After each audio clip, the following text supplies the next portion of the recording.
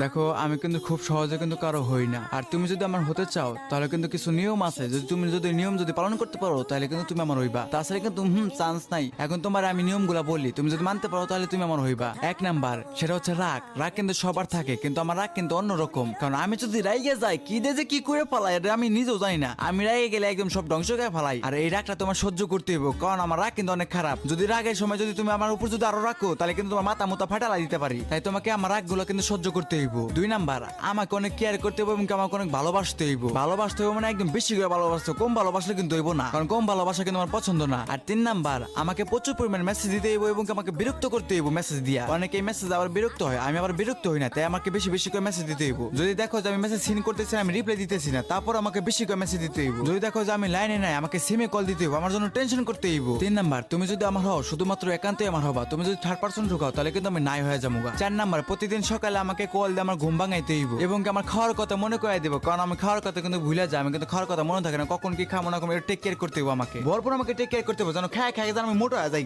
আপাতত এইটুকুই থাক, যদি বিয়ে করো তাহলে বিয়ের পরে কি কি করবো ওটা পরে কমুনি।